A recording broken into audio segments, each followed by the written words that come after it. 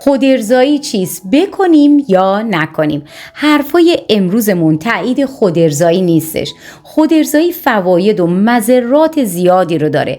به عنوان یک روانشناس و دوست صمیمی شما، بزرگترین دلیل ساخت این ویدیو رو نیاز افرادی میدونم که به دلایلی از ازدواج یا داشتن رابطه جنسی با شریک جنسیشون محروم هستن. ویدیوهای کاملی در مورد خودارضایی ساختم. لینک ویدیوها رو براتون میذارم، میتونید ببینید. اینجا یک سوال مهم رو دارم و میخوام پاسخ بدید. به نظر شما یک فردی که نمیتونه شریک جنسی داشته باشه، میتونیم بگیم که تمایلات جنسی یا نیازهای جنسی خودت رو سرکوبش کن و خودت رو به کارهای دیگه مشغول بکن؟ سلام، مریم هستم، یک روانشناس و مربی حرفه‌ای در آنتاریوی کانادا. من ویدیوهایی رو میسازم که به شما کمک میکنه بهترین رابطه جنسی و عاطفی خودتون رو داشته باشید. حتما با ساب و لایکتون یک دنیا انگیزه و انرژی مثبت رو به من هدیه میدید. پس ازمون حمایت بکنید. ممنونم، همتون رو دوست دارم. خودارضایی چیست؟ به لمس یا مالیدن قسمت‌هایی از بدن توسط خود فرد برای ایجاد لذت جنسی و ارضای میل جنسی خودارضایی گفته میشه. اما معمولاً بخش اصلی خودارضایی با مالیدن آلت تناسلی همراه هستش و بیشترین لذت جنسی رو برای فرد به همراه میاره. خودارضایی رو میتونیم نوعی رابطه جنسی یا سکس بدونیم که میتونه به تنهایی یا به همراه شریک جنسی انجام بشه. این فعالیت جنسی میتونه در هر جنسیتی یا هر گروه سنی صورت بگیره. بنابراین هم دخترها و هم پسرها میتونن خودارضایی داشته باشن. خودارضایی باعث چه چیزی میشه؟ شاید از خودتون بپرسید که خودارضایی چه اثراتی رو داره و باعث چه چیزی میشه. هدف اصلی از انجام خودارضایی رسیدن به لذت جنسی و در صورت امکان ارگاسم هستش. اگر خودارضایی به درستی انجام بشه، حتما منجر به ارگاسم میشه. خودارضایی دخترها و زنان. خودارضایی هم در مردا و هم دخترها دیده میشه.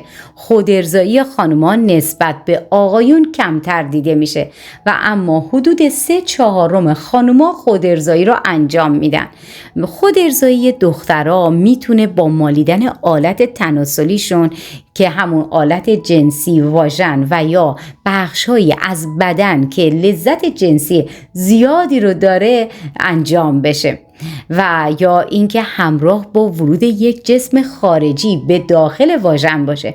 گاهی از اسباب بازی‌های جنسی هم در خودارضایی استفاده میکنن که میتونه به ویبراتورها هم اشاره بکنیم. برخی از خانم‌ها با تحریک نقطه جی خودشون ارضا میشن و برخی دیگه به کلیتوریس توجه میکنن. گاهی هم با دخول برخی از وسایل به حالت انزال یا همون ارگاسم میرسن. خب معمولاً برای زنانی که میل جنسی کمی رو دارن و یا به ارگاسم نمیرسن، خودارضایی میتونه مفید باشه و به اونها کمک کنه که بخش‌هایی از بدن خودشون رو بهتر بشناسن. خودارضایی پسران و مردان. بدن پسران نسبت به دختران پیچیدگی کمتری رو داره. ارگاسم در مردان شکل دیگه‌ای نسبت به ارگاسم در زنان هست. بنابراین خودارضایی در پسران ساده تر از خودارضایی در دختران هستش. معمولاً خودارضایی در پسران به حلقه کردن دست به این صورت به دور آلت تناسلی و جلو و عقب دادن شدن روی آلت انجام میشه. این حالت تصور ورود به واژن رو در اونها ایجاد میکنه و میتونه با لمس نقاط حساستر سریعتر به اوج لذت جنسی یا همون انزال برسن. خب پسران معمولاً در سنین پایینتر خود ارضایی رو آغاز میکنن. اولین باری که یک پسر خود ارضایی میکنه حتی ممکنه درک درستی از رابطه جنسی و فیزیولوژی بدن خودش نداشته باشه، اما این کار رو انجام میده چون لذتی ناشناخته رو در بدن خودش کشف کرده. عزیزای من، قبل از اینکه ادامه ویدیو رو با هم بریم، ساب و لایک رو یادتون نره تا شما انجام بدید من هم یک نوشیدنی بخورم. دمتون گرم.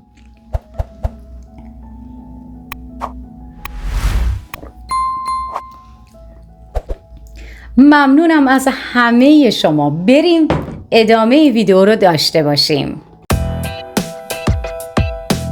عوارض خودارضایی از نظر علمی در مردا. 2 ویدیو در مورد عوارض خودارضایی ساختم، به طور کامل توضیح دادم. لینک ویدیوها رو براتون میذارم ببینید و با اثرات منفی خودارضایی هم آشنا بشید. خودارضایی اگر با کنترل و به اندازه انجام بشه مشکلی برای شما ایجاد نمیکنه، اما در صورتی که خارج از کنترل و بیش از اندازه باشه باید هشدار داده بشه که ممکن هست عوارضی گریبانگیر شما باشه. به عنوان مثال فرد ممکن هستش که دچار سرد مزاجی بشه و دیگه با شریک جنسی آینده خودش احساس گرمی و آتش رو نکنه و دچار سردرد بشه و ضعف بدنی بشه و تمرکزش رو هم کمتر بشه. ممکن هستش که پوست آلت تناسلی دچار آسیب بشه. در کسانی که نمیدونن چگونه و چه اندازه خودارضایی انجام بدن ممکن هست آسیب هایی به آلت تناسلی و پوست کلاهک وارد بشه. گاهی اوقات خودارضایی میتونه اجباری یا افراطی بشه. برخی از افراد به این امر اعتیاد جنسی پیدا میکنن. اگر متوجه شدی که کار از دست رفته، برنامه ها رو لغو کردید یا مسئولیت ها رو فراموش کردید، ممکن هست زمان زیادی رو صرف خودارضایی کرده باشید. خودارضایی بیش از اندازه ممکن هست بر روابط عاشقانه شما هم تأثیر منفی رو بذاره. ممکن هست که بخواهید صحبت درمانی رو در این قضیه انجام بدید و حتما باید برای این کار شما پیگیر باشید تا بتونید مشکل رو برطرف بکنید. آسیب جسمی جزئی. اگر بیش از حد خشن خودارضایی میکنید ممکن است دچار چروک شدن یا حساس شدن پوست بشید. علاوه بر این خودارضایی زیاد در یک بازه زمانی کوتاه ممکن هست باعث بشه آلت تناسلی شما کمی متورم بشه. با این حال هر گونه اثرات فیزیکی جزئی باید ظرف 1 یا 2 روز برطرف بشه. حساسیت جنسی. اگر خیلی مکرر یا خیلی پرخاشگرانه خودارضایی میکنید ممکن هستش که منجر به کاهش حس جنسی در شما بشه. ممکن هستش که بخواهید نوع دیگه ای از تحریک رو امتحان بکنید، مثل استفاده از ویبراتور یا حساسیت های جنسی خودتون رو اینطوری افزایش بدید. مشخص شده که تحریک تقویت شده برانگیختگی و عملکرد جنسی کلی رو افزایش میده. همچنین میتونه به دردهای پریودی کمک بکنه. از نظر بیولوژیکی وقتی پریود میشید چیزی به نام پوشش اندومتر از بین میره. گاهی اوقات رحم که یک ماهیچه هستش برای کمک به این روند منقبض میشه که منجر به گرفتگی بسیار ناراحت کننده میشه، اما اون انتقال دهنده های عصبی که احساس خوب، دوپامین، اکسیتوسین و سروتونین که از خودارضایی دریافت میکنید رو میتونه در شما به وجود بیاره. خودارضایی به کاهش استرس کمک میکنه. در طول آخرین تجربه جنسی لذت بخش خودتون احتمالاً به لیست کارهای بیپایان خودتون فکر نکردید. لذت جنسی ما رو مجبور میکنه تا واکنش‌های بدن خودمون رو نسبت به لذت تنظیم بکنیم و اینطوری هستش که خودارضایی قطعاً لذت جنسی محسوب میشه.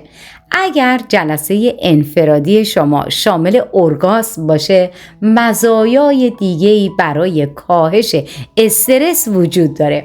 یک مطالعه منتشر شده در مجله پزشکی جنسی نشون داد که اورگاسم باعث آزاد شدن اکسیتوسین و همینطور به کاهش سطح کورتیزول در بدن کمک میکنه و هنگامی که سطح کورتیزول هم کاهش پیدا میکنه، احساس استرس در شما کاهش پیدا میکنه.